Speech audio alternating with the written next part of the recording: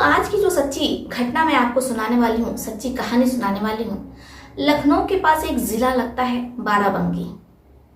श्वेता जो BA first year की student रहती है, कच्ची उम्र में ही श्वेता की शादी तय हो जाती है। श्वेता जब भी नहाने जाती तो उसकी माँ सावित्री देवी हर दिन श्वेता को एक कटोरी में फिटकरी और गुलाब जल की बोतल थमा देती और कहती, बेटा इसे तो अपने प्राइवेट पार्ट पर लगा देना। अब जो श्वेता रहती है वो अपनी माँ से पूछती है, माँ आप मुझे हर दिन जब भी मैं नहाने जाती हूँ ये फिटकरी और गुलाब जल क्यों देती है? लेकिन जो श्वेता की माँ रहती है वो बिना कुछ कहे वहाँ से चली जाती। दोस्तों, आखिर शादी से पहले कुंवारी लड़कियों को उनकी माएँ फिटकरी और गुलाब जल क्यों देती हैं? आपको उत्सुकता हो रही होगी ये जानने की। हम आपको पूरी कहानी सुनाएंगे, लेकिन उससे पहले हम आप लोगों से कुछ कहना चाहते हैं। हमारा चैनल नया है, आप लोगों के प्यार की, सपोर्ट की बेहद ज़रूरत है। अगर आप लोगों ने अभी तक हमारे चैनल को सब्सक्राइब नहीं किया है तो कर लीजिए। हमारे चैनल पर इस प्रकार की सीख देने वाली शिक्षाप्रद कहानियाँ आती रहती हैं। साथ ही कमेंट बॉक्स में आप लोग अपना और अपने शहर का नाम भी लिखिए ताकि हमें पता चल सके हमारा वीडियो कहाँ से देखा जा रहा है और कहाँ तक पहुँच रहा है। कुछ साथियों ने, दोस्तों ने अपना नाम लेने को कहा था। आगरा से भूपेंद्र यादव, आफरीन शेख, नूर फातिमा, अकमल शेख, मनोज यादव, त्रिवेदी शर्मा, आप सभी लोगों का हमें कमेंट करने के लिए दिल से धन्यवाद। ऐसे ही आप लोग हमें अच्छे अच्छे प्यारे प्यारे कमेंट करते रहिए। अगर आप लोग चाहते हैं कि मैं आपका और आपके शहर का नाम अपनी वीडियो में लूँ तो कमेंट बॉक्स में आप लोग अपना और अपने शहर का नाम ज़रूर लिखिए। तो चलिए आज की बेहद ही रोमांच से भरी, उत्सुकता से भरी कहानी शुरू करते हैं। बने रहिए हमारे साथ अंत तक। बाराबंकी जिले में एक परिवार बेहद ही संपन्न रहता है। परिवार में किसी चीज़ की कोई कमी नहीं रहती है। अब जो उनकी बिटिया रानी रहती है यानी कि श्वेता, वो उनकी एक ही संतान रहती है, एक ही लड़की रहती है, इकलौती बेटी रहती है।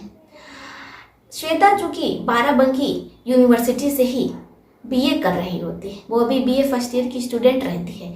लेकिन चूंकि जो श्वेता के पिता रहते हैं वो बाराबंकी जिले के एक बहुत बड़े बिजनेसमैन रहते हैं।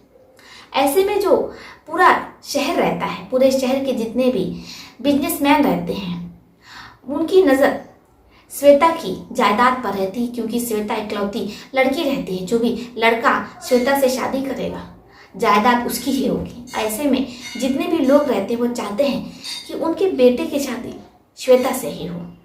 अब चूंकि श्वेता कच्ची उम्र में ही रहती है, लेकिन ऐसे में भी उसके हर रिश्तों की भरमार लग जाती है। हर दिन ना जाने श्वेता के घर पर कितने रिश्ते आते हैं, क्योंकि श्वेता के जो पिता रहते हैं वो शहर के जाने माने बहुत बड़े बिजनेसमैन रहते हैं, एक नामचीन हस्ती रहते हैं। शहर में उनके ना जाने कितने फ्लैट रहते हैं जिनकी कीमत लाखों में रहती है। और भला ऐसे में कौन नहीं होगा जो ये नहीं चाहेगा कि उनके बेटे की शादी श्वेता जैसी लड़की से हो। अब चूंकि श्वेता दिखने में तो बहुत सुंदर रहती है, अब श्वेता की जो शादी होती है वो कच्ची उम्र में ही तय हो जाती है। लेकिन जो श्वेता रहती है उसका शादी से ही पहले एक राजू नाम के लड़के से नाजायज संबंध रहता है। हर दिन श्वेता जब कॉलेज जाती है तो कॉलेज ना जा करके वो उस लड़के के रूम पर जाती है और उस लड़के से शारीरिक संबंध बनाती है। जो लड़का रहता है वो श्वेता के कॉलेज में ही श्वेता के साथ पढ़ाई करता है, यानी कि वो श्वेता का बैचमेट रहता है। दोनों में गहरी दोस्ती रहती है। अब ये दोस्ती कब प्यार में बदल जाती है और कब प्यार से शारीरिक संबंध तक पहुंच जाती है ये श्वेता और राजू को पता नहीं चलता है। यहाँ तक तो ठीक रहता है, लेकिन जो श्वेता रहती है उसका एक लड़के से मन नहीं भरता है। वो कई लड़कों के साथ संबंध बनाया करती है। अब ऐसे में ही श्वेता अपनी पढ़ाई अभी पूरी कर ही रही होती है, तभी जो श्वेता के पिता रहते हैं उन्हें एक रिश्ता बेहद पसंद आ जाता है। वो श्वेता की शादी तय कर देते हैं। श्वेता शादी नहीं करना चाहती है। वैसे तो वो आगे पढ़ना चाहती है क्योंकि वो इकलौती लड़की रहती है, उसके बहुत से नखरे रहते हैं और श्वेता वैसे भी आज़ाद जीवन जी चुकी होती है, उसे आज़ादी क्या होती है पता होता है। श्वेता को लगता है कि जब उसकी शादी हो जाएगी, वो ससुराल जाएगी तो उसे सवेरे उठ करके पूरे घर का खाना बनाना होगा, कपड़े धोने होंगे, घर की साफ सफाई करनी होगी और कहाँ श्वेता के घर पर काम काज करने वाले कई मेड लगे रहते हैं। यहाँ तक कि श्वेता को पानी भी खुद से उठाकर नहीं पीना होता है। अब चूंकि जो श्वेता के पिता रहते हैं वो शादी तय कर देते हैं, लेकिन श्वेता जानती थी कि अगर उसकी शादी हो जाएगी तो इसके बाद वो जो कई लड़कों से मिलती है जुलती है, उनके साथ संबंध बनाती है, इन सब पर भी असर पड़ेगा और जो उसका पति होगा, जाहिर सी बात है उसका पति रोक टोक करेगा और उसे ये सब कुछ नहीं करने देगा। अब श्वेता काफी ज्यादा परेशान रहने लगती है, लेकिन वो कर भी क्या सकती है क्योंकि जो उसके पिता रहते हैं वो श्वेता की शादी तय कर देते हैं।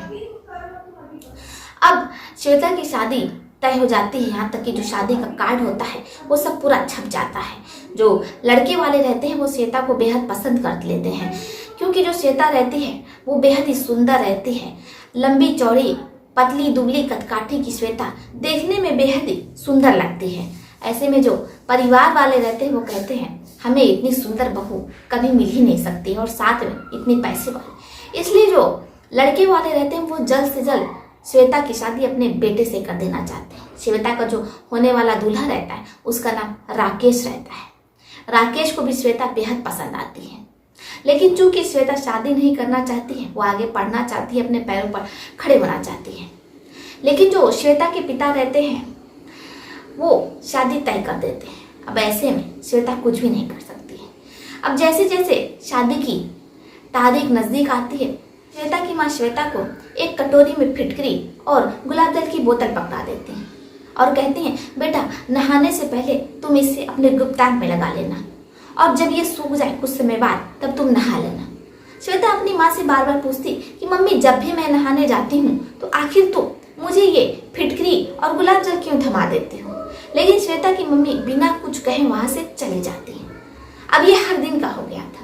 श्वेता काफी ज्यादा खिजला जाती है। एक तरफ तो वो शादी नहीं करना चाहती है, जैसे शादी की तारीख डेट निकट आ रही होती, नजदीक आ रही होती है, श्वेता की माँ हर दिन श्वेता को कटोरी में फिटकरी और गुलाब जल थमा देती है।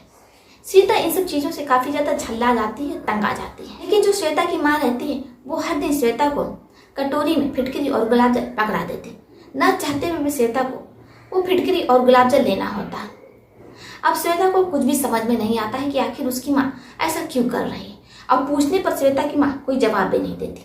अब वो समय भी आता है जब शादी की डेट एकदम नजदीक आ चुकी होती है। अब सिर्फ केवल 2 दिन ही बचा होता है। श्वेता की माँ श्वेता के पास आती है, उससे पूछती है बेटा मैंने तुमको हर दिन जो फिटकरी और गुलाब जल लगाने को कहा था वो तुमने लगाए तो थे ना। बेटी कहती है हाँ माँ, जैसा आपने कहा था मैंने वैसा ही किया, लेकिन अब तो मुझे बता दीजिए कि आप हर दिन मुझे एक कटोरी में फिटकरी और गुलाब जल क्यों देती थी। लेकिन जो श्वेता की माँ रहती हैं वो वहाँ से चली जाती हैं और कुछ भी नहीं कहती हैं। अब वो दिन भी आ जाता है जिस दिन श्वेता दुल्हन बनती है और दुल्हन के जोड़े में बेहद सुंदर लग रही होती है। अब श्वेता के दरवाजे पर बारात आती है। बड़े ही धूमधाम से श्वेता की शादी होती है और श्वेता विदा होकर के अपने पति राकेश के घर पहुंच जाती है। श्वेता को राकेश के कमरे में बैठा दिया जाता है। कमरा बेहद ही सुंदर सजा होता है, तरह तरह के फूलों से सजा होता है। भीनी भीनी फूलों की खुशबू जिससे श्वेता मुग्ध हो जाती है, यानी कि श्वेता को बहुत अच्छा लग रहा होता है कमरे की सजावट देख करके। वैसे पहले तो वो श्वेता शादी नहीं करना चाहती, लेकिन जब वो अपने पति का घर देखती है, वहाँ के लोगों का व्यवहार देखती है, तो उसके दिल में थोड़ी नरमी आती है। अब श्वेता को राकेश के बेड पर बैठा दिया जाता है। बेड बेहद ही खूबसूरत सजा होता है, तरह तरह के रंग बिरंगे फूलों से लाइटों से सजा होता है। क्योंकि आज श्वेता की और राकेश की सुहाग रात रहती है। अब श्वेता कमरे में बैठी होती है और राकेश के आने का, यानी कि अपने नए नवेले दूल्हे के, अपने पति के आने का इंतजार करने लगती है। वो समय भी आता है जब उसका पति कमरे में आता है, लेकिन जो श्वेता रहती है वो काफ़ी ज़्यादा परेशान हो रही होती है, काफ़ी ज़्यादा डर रही होती है, क्योंकि उसे पता था कि उसने शादी से पहले कई लड़कों के साथ शारीरिक संबंध बना है। अगर ये बात राकेश को पता चल जाएगी तो वो उसे तुरंत तलाक दे देगा। और ऐसे में जो उसके पिता हैं कहीं उन्हें हार्ट अटैक ना आ जाए और कहीं उसकी वजह से वो अपने पिता को ना खो दे। अब वो काफ़ी ज़्यादा डरती है, शर्माती भी है, लज्जाती भी है, क्योंकि श्वेता को पता था कि जो उसका प्राइवेट पार्ट है वो बहुत ज़्यादा ही काला है, क्योंकि इतने लोगों से संबंध बनाने के कारण जो उसके संवेदनशील अंग हैं वो काफ़ी ज़्यादा खराब हो गए और काफ़ी ज़्यादा काले हो गए।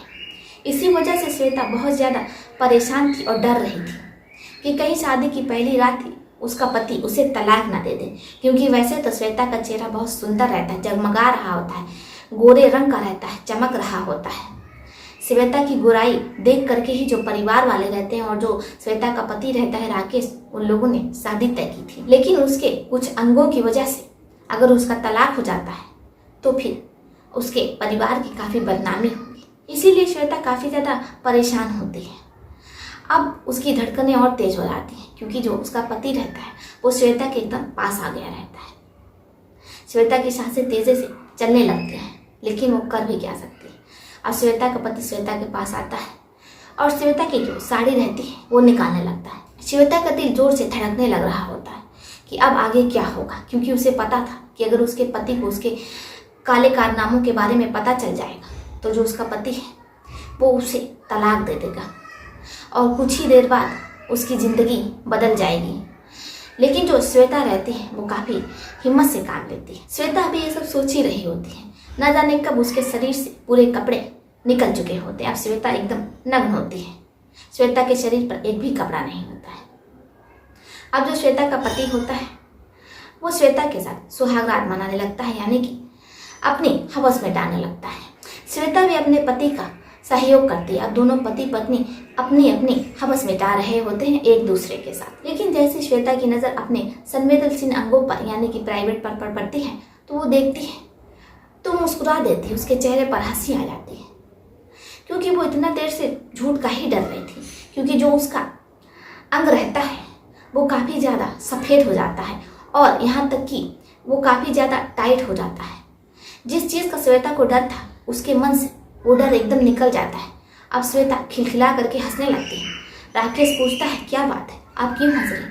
श्वेता कहती है बस ऐसा ही जी, क्योंकि मैं इस समय का इतने दिनों से इंतजार कर रही थी, इतने सालों से इंतजार कर रही थी और आज वो घड़ी भी आ गई कि मैं अपने पति के साथ अपनी हवस मिटा रही हूँ, अपनी भूख मिटा रही हूँ। मन ही मन में श्वेता मुस्कुरा रही होती है और अपनी मम्मी को यानी कि अपनी माँ को धन्यवाद बोल रही होती, थैंक यू बोल रही होती, क्योंकि उसकी माँ की वजह से ही आज जो श्वेता रहती है उसका जो प्राइवेट पार्ट रहता है वो काफ़ी ज़्यादा सफ़ेद हो जाता है, काफ़ी ज़्यादा टाइट हो जाता है, काफ़ी ज़्यादा सुंदर हो जाता है। श्वेता अपने मन में सोचने लगती है तभी तो मेरी माँ मुझे नहाने से पहले एक कटोरी में फिटकरी और गुलाब जल दिया करती थी, जिससे कि जो मेरा कालापन है वो दूर हो करके एकदम सफ़ेद हो जाए। और हुआ भी वैसे ही। अब मैं समझ गई कि कुंवारी लड़कियों को शादी से पहले एक कटोरी में फिटकरी और गुलाब जल क्यों दिया जाता है। श्वेता मुस्कुराते हुए अपने पति के साथ सुहागरात मना रही होती है। अब ऐसे सब कुछ चलता रहता है। जो श्वेता रहती है उसका पारिवारिक जीवन बहुत अच्छा चल रहा होता है, वरना शादी से पहले श्वेता ने जो कई लड़कों के साथ रंगरलियां मनाई थी, अगर उसकी माँ उसे गुलाब जल और फिटकरी नहीं देती, उसका कालापन और उसका सिकुड़ापन नहीं दूर करती, तो फिर श्वेता का उसी वक्त उसी समय तलाक हो जाता। ये कहानी, ये सच्ची घटना बेहद पसंद आई होगी। अगर आपका इस पर कोई सुझाव है तो आप हमें कमेंट बॉक्स में दे सकते हैं। तो चलिए फिर चलते हैं, मिलते हैं आपसे किसी और सच्ची कहानी में, किसी और सच्ची घटना में। तब तक के लिए आप अपना और अपने परिवार का ध्यान रखिए। आदाब, सत श्री अकाल, नमस्कार।